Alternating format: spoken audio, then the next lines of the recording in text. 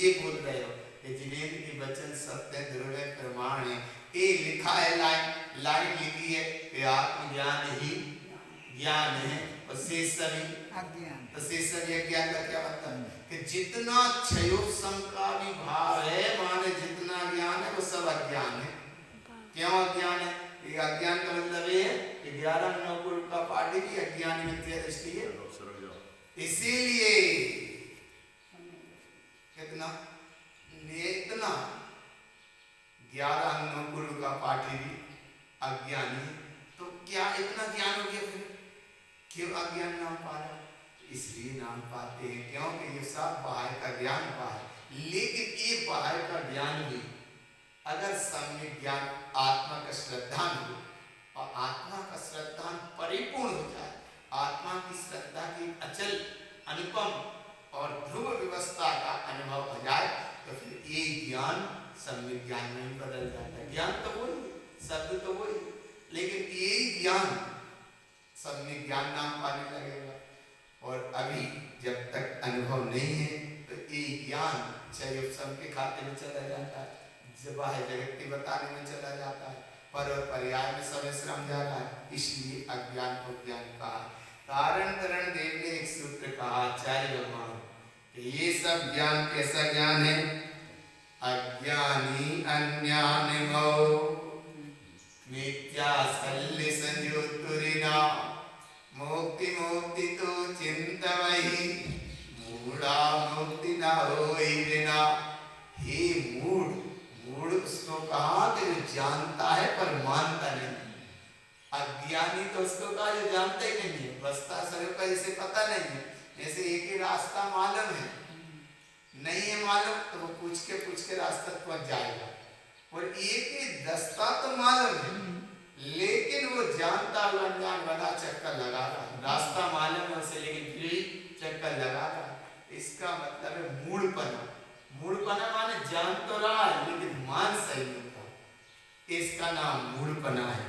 और जो सच्चा जानता ही नहीं है, जिससे वस्तु स्वरूप का यथार्थ निर्णय नहीं, उसको अज्ञान अवस्था कहेंगे। अज्ञानी अन्यानिमो मिथ्या सल्लि संयुक्तुरिना। मिथ्या सल्ल के परिणाम को यहाँ कहा कि मिथ्या के सल्ल के मोह माया के परिणाम से जुड़कर मुक्ति की कामना करते हो, मुक्ति की भावना भाते हो, तो हे मूढ़, ऐसे में मुक्ति मिलने वाली नहीं है। फिर एक तरफ कहेंगे कि चलो मुक्ति श्री कहाँ जाना है? ये शब्द गुरु बाबा के शब्द, आचार्य भगवान के शब्द है, तारण देव के शब्द। भगवान तो आए, देखो कैसे भगवान आए। एक तरफ वो कह रहे हैं मेरा मन जब प्रसन्न होगा तो सारे जगत के जीव मुक्ति दशा को प्राप्त हो जाएंगे। लेकिन दूसरी ओर निर्णय ये भी है कि अभव्य की कब मुक्ति होने। एक तरफ क्या कह रहे हैं कि जगत के सारे जीव जब मोक्ष चले जाएंगे तब मेरा मन प्रसन्नमान हर्षायमान होगा। एक तरफ ये कह रहे हैं, और ये भी निर्णय है ना ज्ञान में। ज्ञान में ये निर्णय है कि अभव्य की कभी मुक्ति होना ही नहीं, तो वो मोक्ष कैसे चला जाएगा? मुक्ति होने ही नहीं है, वो मोक्ष नहीं जा पाएगा। भले वो ज्ञान कर ले, गुरु का पार्टी हो जाए, सब हो जाए, सारी व्यवस्थाएं हो जाए, लेकिन मोक्ष नहीं है उसका। एक तरफ ये भी निर्णय है और एक तरफ ये उत्साह और जगाने के लिए चली चलाऊं ना हो मुक्ति सीधी तो मैं ज्ञान साय। किसके आश्रय? अपने ज्ञान के आश्रय, पर और परमात्मा के प्रकाश से नहीं, पर और पर्याय के आश्रय नहीं। चली चलाऊं ना हो मुक्ति सीधी तो मैं ज्ञान सहाय। हे भगवान आत्मा, मोक्ष चलो तुम, अपने ज्ञान स्वभाव के आश्रय चलना, क्योंकि ये ज्ञान का मार्ग कृपाण की धार है। वैसा किसी यहाँ काम नहीं चलता। और पर पर्याय ज्ञान लेने देने से काम नहीं चलता। लेकिन ये ज्ञान आत्मज्ञान रूप अनुभव हो। एक बार इस तत्व को तुमने सुना या एक बार इस तत्व का तुमने श्रवण किया, उसका वैसा का वैसा सच्चा निर्णय हो। निर्णय हो वस्तु स्वरूप का। तत्व को तुमने सुना, इसका नाम उपदेश, तो तत्व का अनुभव हो गया, इसका नाम उपदेश। उपदेश और उपदेश, उपदेश में भेद है और उपदेश अभेद है। उपदेश जैसा था वैसा अनुभव में, और उपदेश कुछ अभी समझ में आया तो समझ में आ रहा है, तब तक उपदेश तो समझ में आ जाए सो उपदेश उपदेशा, इसलिए हमें समझ में आया। आचार्य भगवान कारण तरण देव कहते हैं उपदेशा उपदेशा, उपदेश और उपदेशा, जो तुमने सुना वैसा अनुभव में लो, और अनुभव में नहीं आ रहा अब तक बीच में कहीं ना कहीं बुद्धि अज्ञान मिथ्या कर्म की पर्याय चलती रहती है। तो जिस समय समझ में आ जाए तो वहां समझो उपयोग की क्रांति घटती है। उपयोग, उपयोग अर्थात आत्मा का जो चैतन्य परिणाम है, ये उपयोग है। आज समय समय साल में कितनी अच्छी चर्चा, कितनी अच्छी चर्चा है कि तुम्हारे सारे भाव भिन्न हैं, लेकिन एक विशेष गुण है आत्मा का जो इन सब भाव से भिन्न है, और वो है तुम्हारा विशेष गुण आत्मा का। आत्मा का गुण, और आत्मा का गुण कौन सा गुण है? उसका नाम है उपयोग। तो उपयोग की भिन्नता कितनी विशेष कही, और ऐसी उपयोग की भिन्नता आचार्य भगवान कारण तरण देव ने कही कि जब तक तुम्हें भिन्नता का अनुभव नहीं है तब तक ज्ञान आत्मज्ञान नाम नहीं पाता। और भिन्नता का अनुभव हो जाता है, उस अनुभव का अनुभव बढ़ता रहे, उसका नाम भेद ज्ञान है। और ऐसे भेद ज्ञानी आत्मज्ञानी की सच्ची पूजा होती है आत्मा की, आत्म गुणों की वो पूजा करते हुए निरंतर आगे बढ़ते हैं। कैसे आगे बढ़ते हैं? तो पूजा करते करते यहाँ तक आ गए, पूजा करने का परिणाम था यहाँ तक आ गए। 30 नंबर गाथा में लिखा था कि जिनेन्द्र परमात्मा का उपदेश में सर्व तत्वों का सान्निध्य शुद्धात्मा, ये जिनेन्द्र परमात्मा का उपदेश है, और उपदेश का अनुभव हो गया, उसका नाम उपदेश। जैसा जिनेन्द्र ने कहा वैसा ही अनुभव में आ गया, जैसा कहा वैसा अनुभव में आ जाए, अनुभव में आ जाए। जिन कहा सो उपदेश और अनुभव में आ गया सो उपदेशा, ऐसा उपदेश जिनेन्द्र परमात्मा का भी है। आचार्य भगवान कारण तरण देव भी यही मंगल संदेश देते हैं कि जब ऐसा उपदेश अनुभव का विषय बनता है तो बस एक ही लाइन तो है, उपतंति केवलम जिनम, जिनेन्द्र परमात्मा ने कहा है चेतना शुद्ध ध्रुवम निश्चय परिपूर्ण अखंड सत्ता प्रभु है, जिन उत्तम साधन ध्रुवम, हे जगत के भक्त जीवो तुम इसकी साधना करो, आराधना करो। समय सर्वस्य शुद्धस्य, अपने आप में परिपूर्ण अखंड सत्ता है, और संगस्य चतुर्संगस्य भावना शुद्धात्मनम, ये भाव है कि हे जगत के भक्त जीवो तुम भावना भाव अपने स्वरूप की, और 4 संग के जीव को ही इसमें विशेषता से कहा गया है। भावना तो सब जगत के जीव है, लेकिन 4 संग के इसलिए कहा विमुख है, प्रमुख है। प्रमुखता से ये 4 संग के जीव एकमात्र शुद्धात्म स्वरूप की भावना भाव अपने आप में परिपूर्ण स्वरूप है। ऐसा जिनेन्द्र परमात्मा ने कहा 7 तत्व में, 9 पदार्थ में, 6 द्रव्य में, 5 अस्तिकाय में भी एकमात्र निश्चय से अपनी ध्रुव स्वभाव अखंड सत्ता ही परिपूर्ण है। ऐसी अखंड सत्ता उपतंती जिनेन्द्र परमात्मा ने कही है। उपतंती जल्दी से तुम अनुभव में लो, और जैसा उन्होंने कहा वैसा ही तुम कहो। उपतंती का भाव जैसा उन्होंने कहा वैसा ही तुम कहो। कैसा? जैसा उन्होंने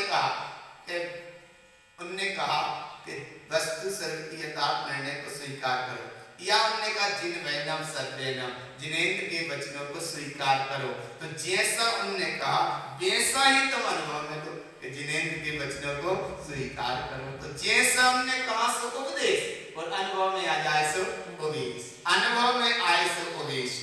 ऐसी महिमा यहाँ बताते हैं।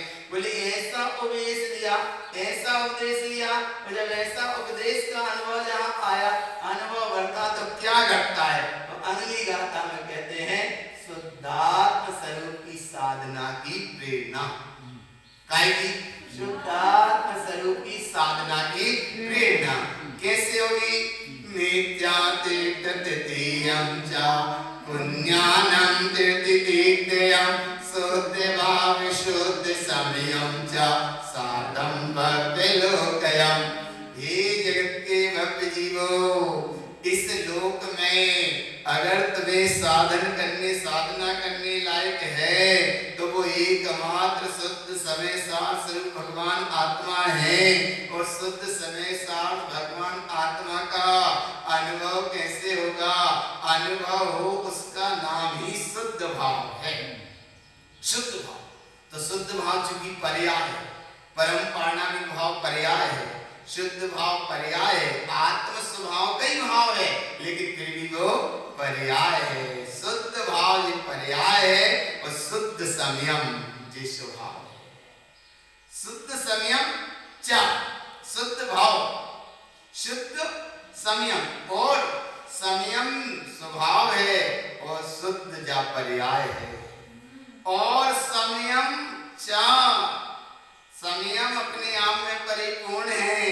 ऐसे परिपूर्ण के अनुभव स्वरूप में जो प्रकट हुआ उसका नाम शुद्ध पर्याय है और बार बार व्यक्त हो जाए उसका नाम शुद्ध भाव है। ऐसे शुद्ध भाव पूर्वक शुद्ध समय सार स्वरूप भगवान आत्मा का अनुभव करो। अब यहाँ शुद्ध भाव शुद्ध संयम का क्या भाव है कि एक में देखो, शुद्ध भाव माने उपयोग और शुद्ध संयम माने शुभ। शुद्ध संयम माने स्वभाव और शुद्ध भाव माने उपयोग एक तरह से। और दूसरी तरह से इस शुद्ध भाव माने परम पारणामिक भाव और शुद्ध संयम माने जिसमें परम पारणामिक भाव का भाव ना रहे, ऐसा शुद्ध समय सार स्वरूप भगवान आत्मा। और तीसरी तरह से शुद्ध माने उपयोग और समय माने स्वभाव। शुद्ध उपयोग शुद्ध संयम, इसका नाम समय सार स्वरूप भगवान आत्मा। इसके अनुभव करो। इसके अनुभव करने से क्या होगा? साधम भक्ति लोकयम। हे जगत के भक्त जीवो, इसकी ही अनुमोदना करो, इसका ही अनुभव करो। इससे अनुभव से क्या होगा? तो मिथ्या तीन प्रकार का मिथ्या छूट जाता है। मिथ्या सम्यक मिथ्या, सम्यक प्रकृति मिथ्या छूट जाता है। कुज्ञानम तृतीयम, तीन प्रकार का कुज्ञान छूट जाता है। कौन कौन सा? कुमति, कुशुर और दुअवधि। तीन प्रकार का कुज्ञान और तीन प्रकार का मिथ्या छूट जाता है। लेकिन शुद्ध संयम चा, शुद्ध समय सार स्वरूप भगवान आत्मा के अनुभव से ये है साधना। इसलिए देखो, अज्ञान की साधना नहीं करना, साधना काय की करना? ज्ञान की। ज्ञान की साधना का मतलब क्या है? कि ज्ञान की साधना का मतलब ये है कि ज्ञान स्वरूप की जो सदी हुई व्यवस्था है उसका अनुभव करो। देखो, अनुभव करो, अज्ञान को नहीं साधना। ज्ञान, अब ज्ञान अज्ञान किस रूप नाम पाता है? देखो कैसे नाम पाता है ये ज्ञान के ज्ञान। ज्ञान होने के बाद, ज्ञान गुण आत्मा का गुण है। ज्ञान ज्ञान होने के बाद ज्ञान ज्ञान रूप नहीं मान रहे, और ज्ञान में जो कोई पर्याय आ रहे हैं वह पर्याय को तुम श्रेष्ठ मान रहे हो, और जो पर्याय को श्रेष्ठ मान के उसे जान रहे हो, तो जाननहार की उतनी सी अवस्था का नाम है कुज्ञान। कुज्ञान, कुज्ञान कितना सा कि जो पर्याय झलकी कोई सी भी उसे तुमने श्रेष्ठ मानी, वह श्रेष्ठ मानी, श्रेष्ठ जानी, उतनी सी देर में वही ज्ञान की पर्याय का नाम कहा आ रहा है कुज्ञान। कुज्ञान, और वो कुज्ञान जब कुछ माना तो ये कुज्ञान, और कुछ का कुछ मान के उसमें भ्रमित हो गया, जी हो गया अज्ञान, और उसे श्रेष्ठ मान लिया, ये हो गया मिथ्या ज्ञान। उसे श्रेष्ठ माना, माने कि डंडी हमारी है कुज्ञान, और अच्छी है थोड़ी और सजा लेके कुज्ञान, और अब कोई ले ना जाए जो क्या हो गया मिथ्या ज्ञान। अरे ये भगवान सब वस्तु है, इसमें कुछ नहीं, जड़ जड़ है, जड़ है, ये क्षेत्र से क्षेत्रांतर यहाँ रखिए, कोई नवा ले जाकर रखिए, ये सब क्षेत्र क्षेत्रांतर रहने वाली व्यवस्था। लेकिन सच्ची व्यवस्था ये है कि ये तो वस्तु सब पुद्गल की अवस्था है। इसे तुम वैसा का वैसा जानो जैसी है, हमारी मत मानो, अच्छी मत मानो और कुछ मत मानो। बस मूल अज्ञान को ज्ञान के विषय तीन उठते हैं, जिसका नाम है मोहे माने में, अच्छा माने राग और थोड़ा ही प्रतिकूल होगा सो देश। मोहे राग देश, इसका नाम संसार है।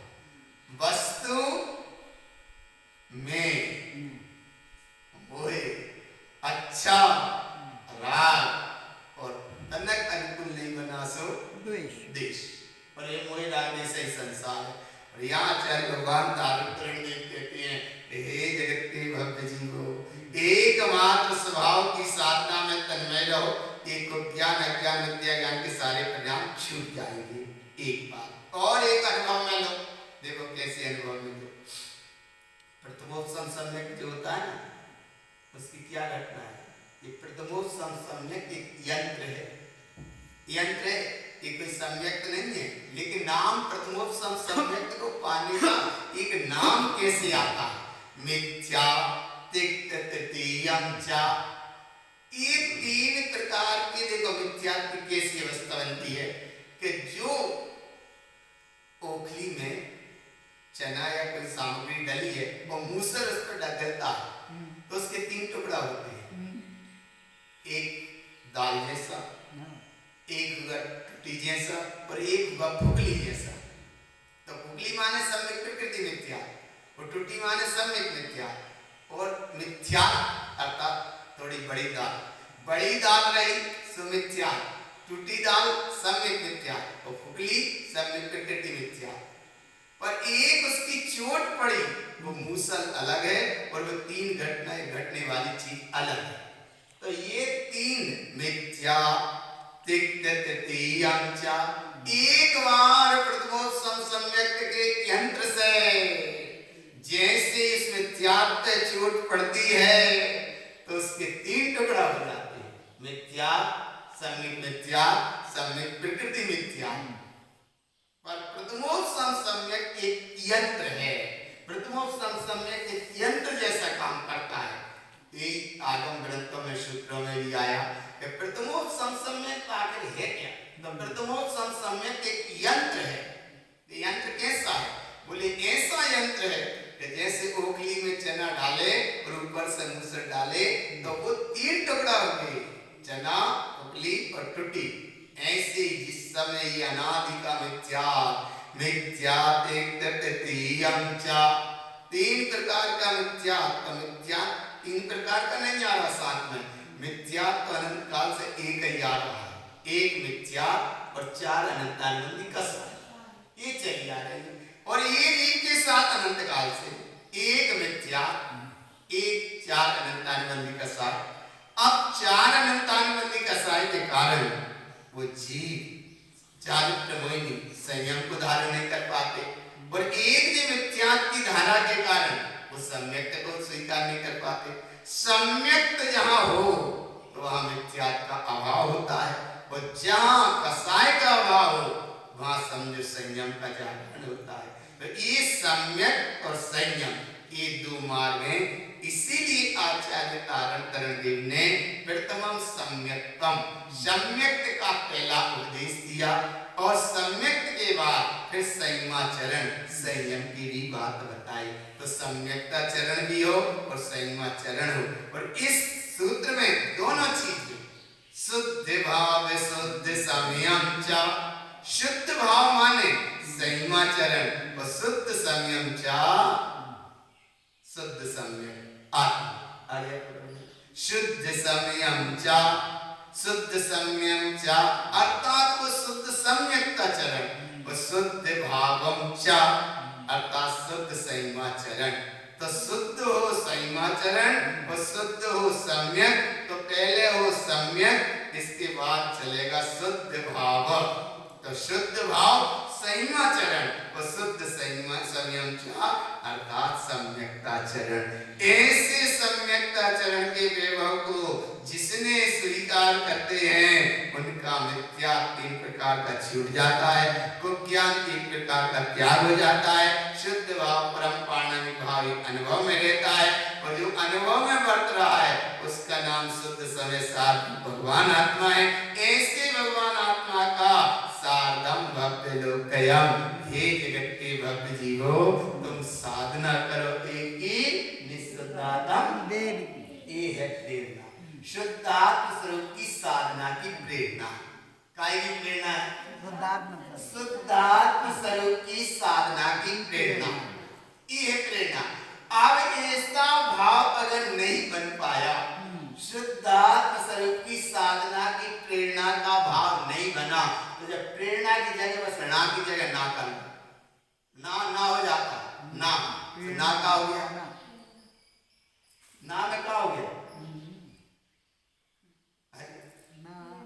प्रेरणा, तो प्रेरणा और प्रेरणा में कितना अंतर है?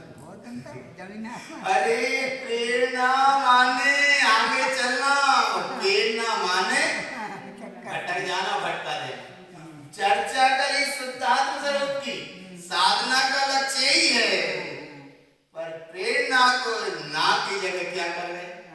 ना कर गए, तो यही चर्चा फिर प्रेरणा के कारण बन गई, दुख का कारण बन जाती। क्यों बन गई? शुद्ध सम्यक्त का भाव नहीं। क्यों बन जाती है? कल्याण का भाव नहीं। क्यों बन जाती है? 11 पूर्व का पाठी भी होकर वो जगत के जीवों को तारणहार नहीं बन पाता, वो प्रेरणा नहीं बन पाता, वो प्रेरणा बन जाती है। इतना ज्ञान होने के बाद भी प्रेरणा कैसे बन गई? कि उससे बहुत वो हो जाता है, इतना अहंकार हो जाता है, इतना अहंकार हो जाता है, इतना अहंकार हो जाता है। 11 पूर्व का कम ज्ञान नहीं होता, 11 पूर्व का पाठ, पर वो प्रेरणा नहीं है। काय का हो गया वो ज्ञान? प्रेरणा। तो ऐसे चाहे थोड़ी सी अवस्था से चलो, चाहे इतने विस्तार से चलो, पर हर ज्ञान तुम्हारा प्रेरणा का शब्द ना बनकर प्रेरणा का बने, आदर्शता का बने, अनुभव का बने। अनुभव का बनेगा तो उसका मतलब है कि एक ज्ञान आत्मज्ञान ही ज्ञान है और शेष सभी अज्ञान। ज्ञान अज्ञान से बचना होता है और आत्मज्ञान का अनुभव परिपूर्ण होता है। तो जब आत्मज्ञान का परिपूर्ण हुआ तो एक अब सच्ची पूजा हुई। अंतिम 32 नंबर की गाथा में सच्ची पूजा का स्वरूप और मुक्ति का, सच्ची पूजा का स्वरूप और मुक्ति का मार्ग। आगे गाथा पढ़ते हो, देखो।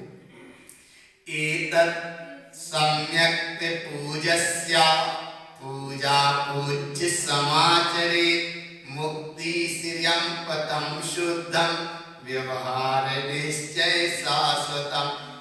इस प्रकार सम्यक के भाव के साथ सच्ची आत्मगुणों की पूजा करते हैं। पूजा पूज्य समाचरे, जिसकी तुमने पूजा करी वैसी परिपूर्ण दशा का अनुभव प्राप्त हो जाता है, प्रकट हो जाता है। और सच्ची पूजा का मतलब एक है, मुक्ति श्रियम पदम शुद्धम, मुक्ति का सच्चा मार्ग, श्रियम माने श्रेष्ठ मार्ग है, पदम माने रास्ता है, शुद्ध रास्ता है। कैसा रास्ता है? व्यवहार निश्चय शाश्वतम, निश्चय व्यवहार पूर्वक के समन्वयता का मार्ग है। अब यहाँ निश्चय व्यवहार में कौन सा है? व्यवहार से अनंत और सिद्ध देव है और निश्चय से देव हमारा विशुद्धात्मा है। अब अनंत सिद्ध के व्यवहार को देखकर अब यहाँ देखो कि व्यवहार से हमारा उपयोग है और निश्चय से हमारा स्वभाव है। व्यवहार निश्चय शास्त्र। व्यवहार अर्थात उपयोग, उपयोग में जो आत्मा के गुण है, वो आत्मा के गुणों की जो आराधना हो उसका नाम तो है व्यवहार, और गुणों की आराधना होना बंद हो जाए, अपने आप में ठहर जाए, वो है निश्चय। व्यवहार निश्चय शास्त्र, क्योंकि मुक्ति का मार्ग है और मोक्ष का मार्ग है, परिपूर्ण मार्ग है। और जब मोक्ष का मार्ग है तो व्यवहार में अनंत के गीत गाने का भी टाइम नहीं है। अनंत भगवान के गीत गाते रहेंगे तो फिर कभी अपने स्वभाव की अनुभूति कैसे होगी? इसलिए व्यवहार से अनंत सिद्ध हमारे देव है शुद्धात्मा है। व्यवहार से उपयोग, शुद्ध उपयोग के लिए निश्चय व्यवहार है। और जब स्वभाव स्वरूप की दशा बनी तो व्यवहार है शुद्ध उपयोग और निश्चय है शुद्ध स्वरूप। निश्चय क्या है? निश्चय है शुद्ध स्वरूप और व्यवहार माने शुद्ध उपयोग। शुद्ध उपयोग में दृष्टि है और शुद्ध स्वरूप में दृष्टि है, अनुभूति है। व्यवहार निश्चय शाश्वतम, ये है निश्चय व्यवहार का मार्ग। ये नहीं है व्यवहार के संसार के जगत के जीवों से व्यवहार निभा रहा हो, वो व्यवहार है नहीं। ज्ञान समुच्चय सार ग्रंथ में एक गाथा आई है, नव जानत लोय व्यवहार। ये संसारी जीव लोक व्यवहार को भी नहीं जानता, क्योंकि जिसे तुमने व्यवहार माना वो व्यवहार है ही नहीं है, ना झूठा है ना साचा है ही नहीं है, सब कर्माधीन परिणाम है, वो व्यवहार निश्चय ही नहीं है। सच्चा व्यवहार ये है भगवान। व्यवहार से आरंभ सिद्ध देव, व्यवहार से सच्चे विक्रामी भावनी निर्गंध गुरु, और व्यवहार से सच्चा धर्म अहिंसा रूप परिणति, और निश्चय से सच्चा देव निःशुद्धात्मा, निज अंतरात्मा सच्चा गुरु, और सुबुद्धि का जागरण हो जाने का नाम निश्चय से धर्म है। और ये धर्म का अनुभव जहाँ होता है उसका मुक्ति का मार्ग बनता है। कहने सुनने से मार्ग नहीं बनता, और पहुंचाए से मार्ग नहीं बनता, बताए से मार्ग नहीं बनता, मार्ग बनता स्वयं के अनुभव से। और स्वयं के अनुभव का मार्ग यहाँ आचार्य तारण तरणदेव दे रहे हैं कि इस प्रकार सच्चे सम्यक्त के गुणों की पूजस्या परिपूर्ण अखंड सत्ता है। तो अगर उपयोग ने उसकी पूजा करी, उसकी भक्ति करी, उसकी आराधना करी, तो पूजा पूज्य समाचरे, ये सच्ची पूजा है और ये ही सच्चा मोक्ष का मार्ग है। ऐसा मार्ग व्यवहार निश्चय के साथ कहा गया है। तो व्यवहार में उपयोग और निश्चय में शुभ। आगे आप और व्यवहार में गुण और निश्चय में, ऐसा समझ लो, व्यवहार में गुण और निश्चय में गुणी। नहीं है पकड़ो नहीं, गुण और गुणी।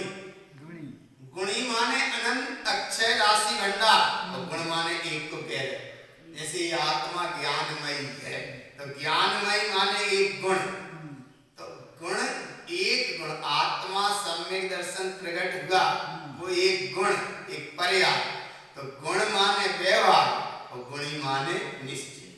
गुणी माने ठहर गए, गुणी माने जिसकी व्याख्या है, गुणी माने अक्षय राशि का धनी, वो है गुणी निश्चय। और व्यवहार माने एक गुण, एक गुण, एक गुण। तो एक गुण को व्यक्त रूप कहने में आए सो व्यवहार, और जिसे कह ना सको वो है निश्चय। व्यवहार निश्चय शाश्वतम, ऐसी सच्ची पूजा हुई, उसका नाम पंडित पूजा जी ग्रंथ है। पूरी पंडित पूजा जी ग्रंथ का विचार यही है, अनुभव यही है, प्रीति यही है, प्रतीति यही है, अनुभव यही है, अनुभूति यही है। अब ये पंडित पूजा जी ग्रंथ का भाव देखो। श्री पंडित पूजा जी ग्रंथ में 32 गाथाएं, सम्य ज्ञान की प्रधानता है। अब इस सम्य ज्ञान की प्रधानता का क्या मतलब है कि जब जब पंडित पूजा जी ग्रंथ का पाठ करो तो सम्यक माने सच्चा, ज्ञान माने आत्मा का गुण, सच्चे ज्ञान उपयोग पूर्वक पंडित पूजा का पाठ करो, इसका नाम सम्यक ज्ञान की प्रधानता है। और सम्यक दृष्टि ज्ञानी पंडित सच्चे देव गुरु शास्त्र की पूजा, सच्चे देव गुरु शास्त्र की पूजा, पंडित सच्चे देव अर्थात सम्यक दृष्टि ज्ञानी वह पंडित सच्चे देव गुरु शास्त्र की पूजा का आध्यात्मिक विधान और वेद विधि विधान, ये इसका नाम पूजा है। और ध्रुव स्वभाव की इसमें महिमा है। ध्रुव स्वभाव की महिमा है। ध्रुव स्वभाव समझदार में सुना है एक सूत्र कि ध्रुव है, अचल है, अनुपम है, और ये तीन गुण आत्मा में विशेष है। ध्रुव है, अचल है, अनुपम है। किसने कहे? सुध केवली भणिदम, केवल ज्ञानी परमात्मा ने कहे, भणिदम भणिदम कहे हैं शुद्ध केवल ज्ञानी परमात्मा ने कहे आत्मा के 3 गुण विशेष कौन कौन से? ध्रुव है, अचल है, निरूपम है। अब इसका कैसे भाव लो? ध्रुव माने शाश्वत, सम्यक श्रद्धा की अखंड अनुभूति। ध्रुव है, परिपूर्ण है, और अचल है। अचल है माने सम्यक चारित्र की स्वानानुभूति, और अनुपम है माने सम्यक ज्ञान के प्रकाश से परिपूर्ण है। सम्यक ज्ञान के प्रकाश से परिपूर्ण है, सो अनुपम है, अपने आप में अनुभूति मग्न है, सो ध्रुव है, और अपने आप में ठहरा है, सो अचल। अचल माने सम्यक चारित्र, अनुपम माने सम्यक ज्ञान, और ध्रुव माने सम्यक श्रद्धा। और ऐसा सम्यक श्रद्धा, सम्यक ज्ञान, सम्यक चारित्र का जो भाव है, किसने कहा? शुद्ध केवली भणिदम, ऐसा केवल ज्ञानी परमात्मा ने, शुद्ध केवली ज्ञानी परमात्मा ने कहा। और ऐसी स्थिति को कुंद कुंडली कहते हैं कि ऐसी स्थिति को मोक्षामि समय पावड़ मिणमो, मैं केवल ज्ञानी शुद्ध केवली ज्ञान परमात्मा के कहे हुए अनुसार ऐसा समय सार नाम के प्रावर्त अर्थात ग्रंथ को कहूंगा। अब ये तो समय सार ग्रंथ की बात, और आचार्य भगवान तारण तरण देव ने एक सूत्र बताया कि पूरी पंडित पूजा जी ग्रंथ पढ़ना, उसमें ध्रुव स्वभाव की महिमा, ध्रुव स्वभाव की महिमा, और ये ध्रुव स्वभाव की महिमा के साथ सम्यक ज्ञान की प्रधानता, सम्यक ज्ञान की है प्रधानता, सम्यक दृष्टि ज्ञानी पंडित सच्चे देव गुरु शास्त्र की करता है पूजा, और ये है आध्यात्मिक विधि विधान, और ये गुणों की आराधना का नाम ही, इसका नाम है भाव पूजा। द्रव्य पूजा नहीं, बाहर की द्रव्य पूजा। कौन सी पूजा? भाव पूजा। एक जगह आता है, पूजा में भी पढ़ते हो, भाव के चंदन, भाव के केसर, भाव के आरती, और भाव के घिसले, भाव के लगाए, भाव के सब भाव प्रदान करें। ऐसा यहाँ महिमा आई है कि तुम्हारा जो कुछ है भाव, और अपनी पूरा धर्म उद्देश्य अपना नहीं, धर्म उद्देश्य तो शाश्वत है, धर्म उपदेश को ही भाव पूजा कहते हैं। और धर्म उपदेश में जब तक उपदेश है तब तक भाव, उपदेश है तब तक भाव है, और जिस समय उपदेश उपदेश हो जाए वह तुम्हारी पूजा है। उपदेश ऐसा का ऐसा अनुभव में आ जाए सो उपदेश है, और जब तक अनुभव में नहीं आ रहा, सुन रहे हो, इसका नाम उपदेश है। ये है भाव पूजा मंत्र विधि, और ये है भाव पूजा की महिमा।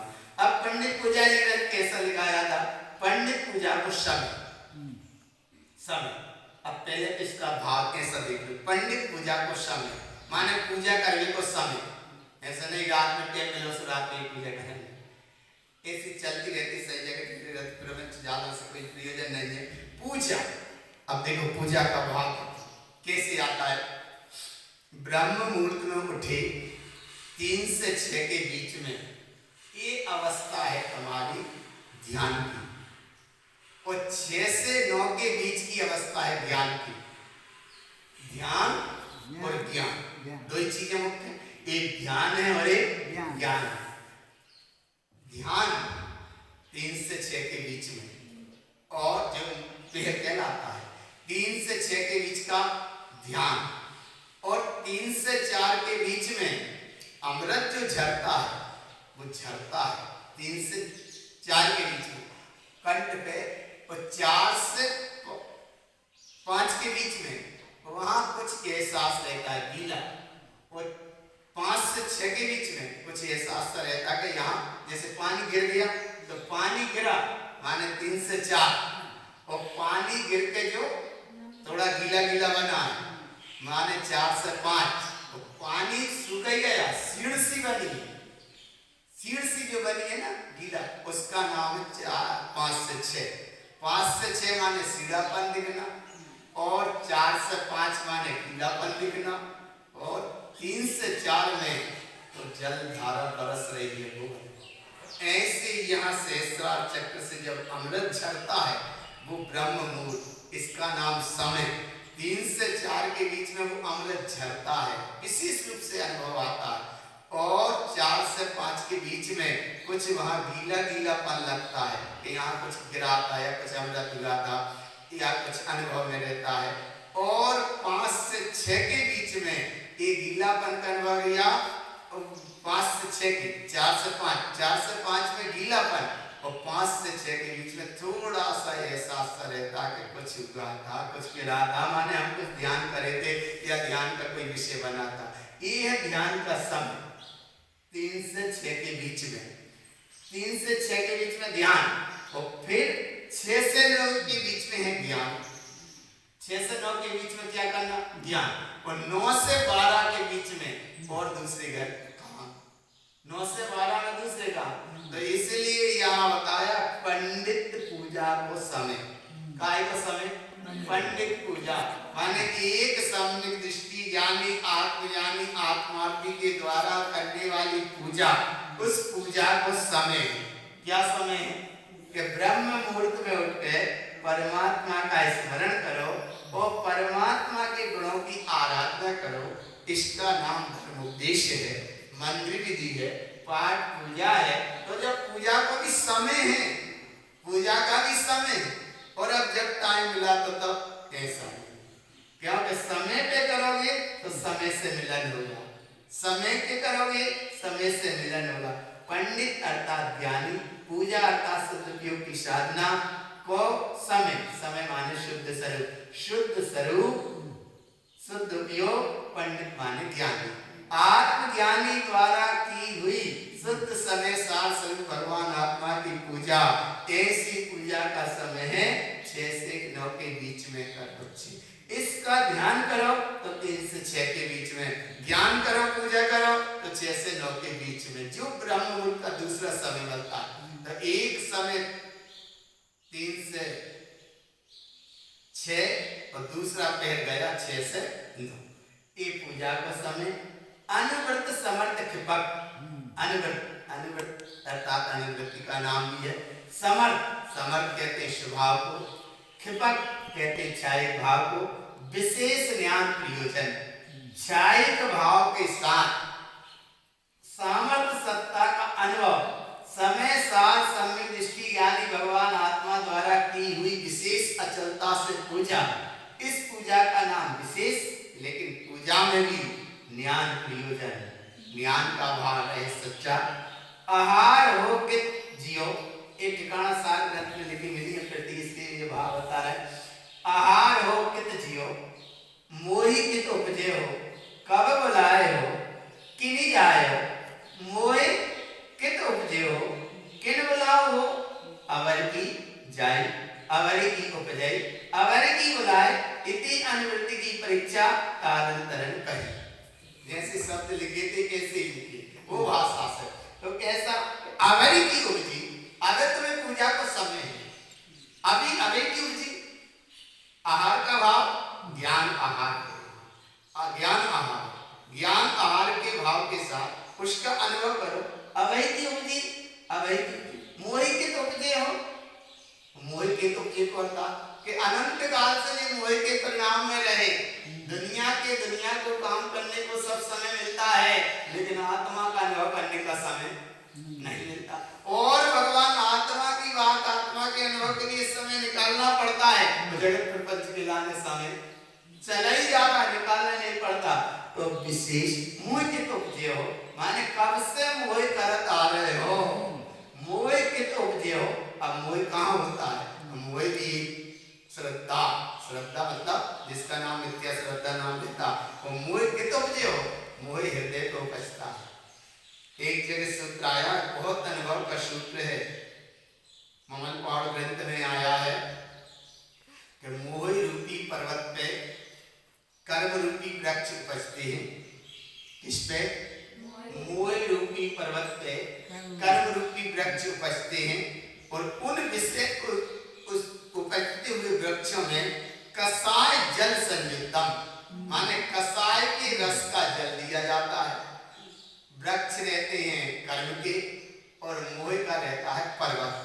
मोह रूपी पर्वत पे कर्म रूपी वृक्ष उपजते हैं, कसाय रस संयुक्तम, माने जल कसाय के साथ काम करती है। तो कसाय रूपी जल उसमें देता जाता है, मोह रूपी पर्वत है वो वृक्ष हरा भरा होता जाता है। इसका नाम संसार का कारण है। यहाँ आचार्य भगवान तारण तरण देख कहते हैं कि मोह कित उपजो कब के बुलाए आए हो, माने अनंत बार तुमने देशना सुनी होगी, लेकिन मोह के कारण कब के बुलाए आए, कब से बुलाए लेकिन नहीं माने होंगे, नहीं समझ पाए होंगे, नहीं जान पाए होंगे इस मोह के परिणाम के कारण।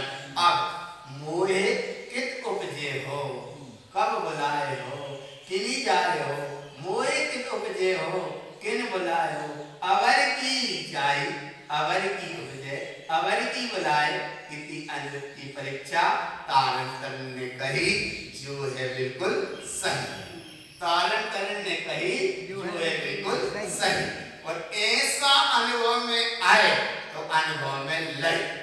तारण तरण ने कही बात है बिल्कुल सही, और अनुभव में आ जाए तो अनुभव में हमने लई, और अनुभव में लई तो ये बात आज देखो कई जगह हम देखते हैं, ऐसा कोई के कहने में बताने में आता नहीं है, वैसे ज्यादा भाव नहीं बताते नहीं, इतना टाइम नहीं देते, पर यहाँ बार बार ये भाव रहता है कि तारण तरण देव की जैसी साधना है, तारण तरण देव ने जैसा अनुभवपूर्ण साधना का मार्ग बताया, आचार्य भगवान तारण तरण देव ने जिस गहराई से सम्यक की शुद्धि का ये पूरा विधि विधान बताया, वो भाव अनुभव में लो, और ये अनुभव में लेंगे तो अनुभव का विषय अनुभव में आएगा, और अनुभव में आएगा सच्ची पूजा होगी, और जब सच्ची पूजा होगी इसका नाम है कमलवती सिद्धि ग्रंथ। कमलवती सिद्धि ग्रंथ में क्या भाव आएगा, तो कमलवती सिद्धि ग्रंथ भी वही भाव से सम्यक चारित्र की मुख्यता है, और 32 गाथाएं हैं, और सम्यक चारित्र की महिमा के साथ ये विचारवत का तीसरा ग्रंथ सम्यक चारित्र की मुख्यता, और इसमें कमल स्वभाव की विशेषता। काय की विशेषता है? माला ग्रहण काय की विशेषता थी? शुद्धात्म स्वभाव, शुद्धात्म तत्व। माला ग्रहण ग्रंथ में शुद्धात्म तत्व, पंडित पूजा ग्रंथ में स्वभाव, और कमलवती सिद्धि ग्रंथ में कमल स्वभाव, कमल स्वभाव, ध्रुव स्वभाव, ध्रुव स्वभाव। पंडित पूजा में ध्रुव स्वभाव, माला ग्रहण में शुद्धात्म शुद्ध तत्व शुद्ध स्वभाव, नहीं शुद्ध स्वभाव, माला ग्रहण में शुद्ध स्वभाव, पंडित पूजा में ध्रुव स्वभाव, और कमलवती सिद्धि में कमल स्वभाव। बस 3 4 14 शब्द, 14 ग्रंथ के 14 शब्द, 14 शब्द। पंडित पूजा का साथ ध्रुव स्वभाव, कमलवती सिद्धि का साथ कमल स्वभाव, और माला ग्रहण ग्रंथ का साथ शुद्धात्म स्वभाव, शुद्ध स्वभाव। शुद्धात्म स्वभाव माला ग्रहण, ध्रुव स्वभाव पंडित पूजा, और कमल स्वभाव कमलवती सिद्धि। अब ऐसे कमलवती सिद्धि की विशेष महिमा क्या है, तो विशेष महिमा यहाँ है तत्तंच परम तत्वम परम भावदर्शी परम जिनम परमेष्टि नमामि हम परम देव देवस्य। तत्व ही तत्व है, वह तत्व शुद्ध तत्व है, परमात्म सत्ता है, परम भाव अर्थात परम पाणिनिक भाव में अनुभव में आता है, ऐसे वह शुद्ध भाव में झलक रहा है। परम पाणिनिक भाव शुद्ध भाव कहा, शुद्ध भाव में ही शुद्ध स्वभाव झलक रहा है, और यही परम जिनम परमेष्टि मार्ग का पद है, और ऐसे परम पद परम इष्ट निःशुद्धात्म देव को मैं नमस्कार करता हूँ। एक परम देवों का देव अर्थात निःशुद्धात्म देव है, ये मंगलाचरण भाव है। अब यहाँ शुद्ध में देखो, तत्व में और परम तत्व में क्या विशेषता बताए, तत्व और परम तत्व। देखो तत्वंच परम तत्वम, तत्व और परम तत्व, तो बोले इसको तत्व कहेंगे परम तत्व कहें, बोले तत्व कहो ये है शुद्ध, और परम तत्व में जो शुद्ध की शुद्धता व्यक्त होती है उसका नाम परम। शुद्ध में जो शुद्धता व्यक्तता हो रही है, वो परम तत्व है, और जो शुद्ध है ऐसा परिपूर्ण है। ऐसे भाव को अनुभव में लेने के लिए आचार्य भगवान एक कमल श्री माता जी के निमित्त से एक ग्रंथ लिखाया, कमलवती सिद्धि ग्रंथ। ऐसे कमलवती सिद्धि ग्रंथ की महिमा इसमें आई है, श्रद्धा करना। एक गाथा का और अनुभव लो। जिन वैनम सत्यनम कमल श्री कमल भावो वन्नम आजिक भाव सर्वोत्तम तीर्थ स्वभाव मुक्तिगामनम चा। जिनेंद्र के वचनों का श्रद्धान करो।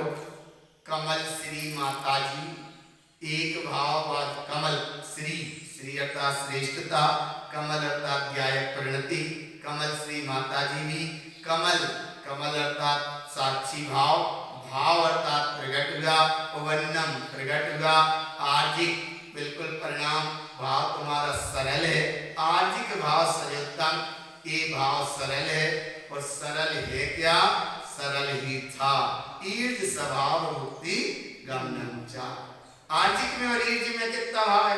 आर्जिक माने अर्जिका के भाव ही धारण करो और आर्जिक माने सरल भाव रखो और ईर्ज माने सरल भाव रखो नहीं, सरल तुम्हारा स्वभाव था, सरल तुम्हारा स्वभाव है, सरल तुम्हारा स्वभाव रहेगा और सरल समरस स्वभाव के भाव का नाम ही ईर्ज मुक्ति गमनम चा। ऐसे वचनों की अनुमोदना करो, अनुभव में लो कि कमलवती सिद्धि ग्रंथ आदि राज विशेष भाव के साथ तो आगे विशेष सूत्र के अनुसार और समझने का प्रयास रहेगा। ऐसा ग्रंथ को आत्मसात करो। बोलो श्री गुरु महाराज की, आचार्य भगवान तारण तरण देव की, श्री गुरु महाराज की, विक्रांत धर्म की। अब आशीर्वाद आशीर्वाद सत्मंगल आरती चंदन प्रसाद।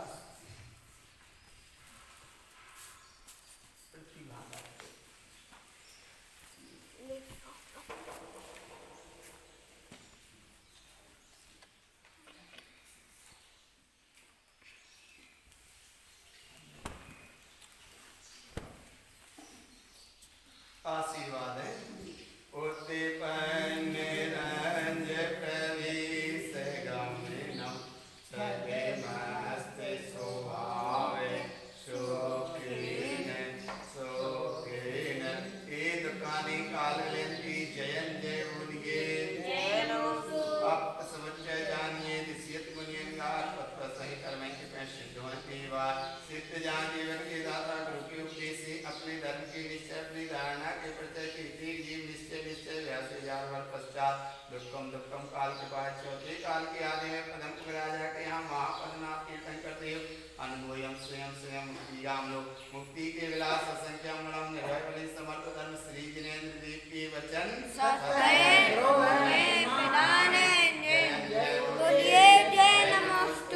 जय गुरु बल्ले भुवन कमल भयन जिनेन्द्र तेरे अनमोय सोतम रंजन मन चेतरे मन मेरे। जय तार तरन समय तारण ज्ञान ज्ञान विवंदे आयरण चरण सोतम सरवन्न देव गुरु पाय।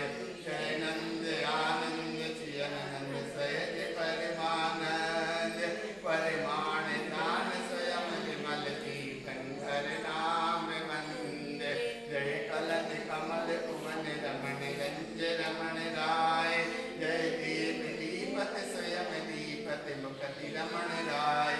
गुरु तो जावत सुख अनंत स्वामी तारण जिन सेवा उत्पन्न गंज रमण नंद। जय मुक्ति दायक देवा आचार्य दाता साई दाता प्यारो दाता काउण नमस्कारम जणवर वसस्वन्यमानस रंसणम उच्चामि जाकमं समासेन संपूर्ण समुदंश्रेणी मुआविराज पर वेटी वंदित जगवंदा अरंता वपदेवी सकला जगम देया रंसणानेन सतचरणाना निकंठ वीराया जन्म के रिसा पणिमा मणुवरे पंचिंदिय जीवटानि सुचौदस्मे ये गुण गण जत्तो गुणमारुरो वै अरोणाणमयम् अप्पाणम् कोलत्तम जीर्ण जड़े कामेण चैरुर्या प्रतापम नमो नमो तस्य देवस्य जन्मनामयम् संयम सुद्धम सुजायम जायम मनीयलक्कसिका कम्मक्कै काले स्वतः संसर्गकं मिटवना सारं तिलो ज्ञान में ज्ञानम रुचियम ममल सावम संसारी कृति मुक्ति गाणं च गुणवत्तम संपन्न मादाणं जलगाणं अनंतमियं दर्शनान चरितं क्रिया केवल साव्यावणया तत्पंचनंदया विंदे पाऊँ नमियो सिद्ध स्वभाव गुरु वेसी उपपित्र गुप्त ज्ञान सहकार तारण तरन समर्थ मुनि गुरु संसार निवा धम्म जो तव दिन वरम अततिय तैलो वैविनाश वैविनाश पल्लो देव को नमस्कार जय जय बोलिए।